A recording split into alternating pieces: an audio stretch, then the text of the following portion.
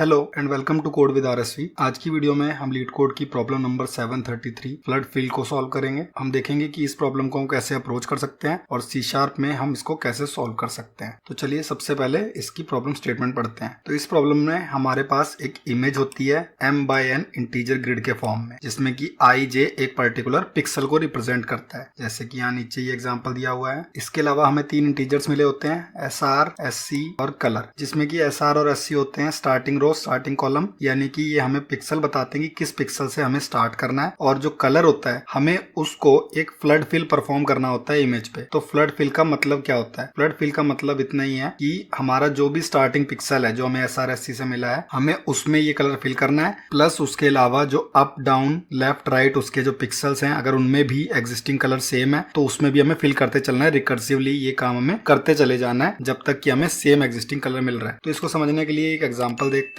तो जैसे कि हमें यहाँ पे सबसे पहला एग्जांपल दिया हुआ है कि ये ग्रिड है हमारी, और इसमें मुझे ये सेंटर एलिमेंट का स्टार्टिंग इंडेक्स दिया हुआ है, starting row 1 and starting column भी 1। तो मैं यहाँ से स्टार्ट करूंगा, मुझे कलर फिल करना है 2। तो सबसे पहले मैं इसमें 2 फिल कर दूंगा। इसको एक बार फिल कर दिया, मैं चेक करूंगा अप डाउन लेफ्ट और राइट, जिसमें कि डाउन और राइट पे सेम नंबर नहीं है, 1 नहीं है, तो इनको मैं इग्नोर कर दूंगा। यहाँ मुझे फिल नहीं करना, सिर्फ अप और डाउन पे मैं जाऊंगा, इनको 2 कर दूंगा। और सिमिलरली इनके भी इधर से लेफ्ट में आके इसको 2 फिल करना है, इसको 2 फिल करना है और इसको 2 फिल करना है। तो जहां तक मेरे 1 कनेक्टेड थे वहां मैंने 2 फिल कर दिया और मेरा फाइनल कुछ ये आउटपुट आ गया है, जिसमें इन तीनों को चेंज नहीं किया गया। बाकी जहां जहां ये 1 था हर जगह 1 हो गया। तो इस प्रॉब्लम को सॉल्व करने की अगर बात करें तो इसको हम BFS या DFS के थ्रू इजीली सॉल्व कर सकते हैं। तो आपको इसमें सिंपली जो स्टार्टिंग इंडेक्स है वहां पे सबसे पहले कलर चेंज कर देना है, फिर उसके चारों डायरेक्शन में देखना है, जहां जहां पे एग्जिस्टिंग कलर मैच कर रहा है उस पे अगेन आपको फ्लड फिल कॉल करना है और वहां जाके भी कलर चेंज करना है। तो इसमें रिकर्सिव कॉल करके हम इसको BFS DFS के थ्रू सॉल्व कर सकते हैं। तो चलिए कोड में हम इसका एक DFS के थ्रू सॉल्यूशन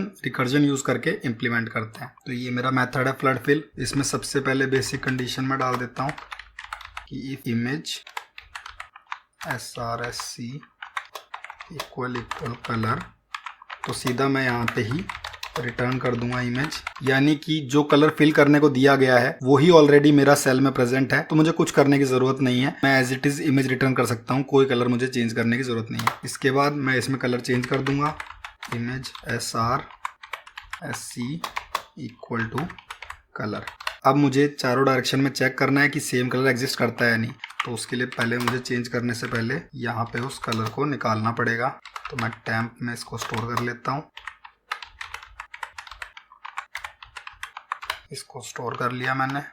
अब इसके चारों डायरेक्शन में मैं चेंज करता चलता हूँ। If temp equal image SR-1, ये होगा उसके अबव चेक। SC अगर ये मैच करता है तो मैं यहाँ पे फ्लड फिल कॉल कर दूंगा, इमेज SR-1 SC कलर पे। अब इसमें मुझे एक चीज ध्यान रखनी है कि कई बार ऐसा केस भी आएगा जब मेरे लेफ्ट में मैं ऑलरेडी सबसे लेफ्ट मोस्ट इंडेक्स पे हूँ और लेफ्ट जाने पे index out of bound exception आ सकती है। तो मैं यहाँ पे चेक कर लूंगा SR-1 greater than equal to 0। ये कंडीशन मुझे यहाँ पहले चेक करनी पड़ेगी, उसके बाद मैं इसको कंपेयर करूंगा। और ऐसी ही 4 कंडीशंस मुझे लगानी है।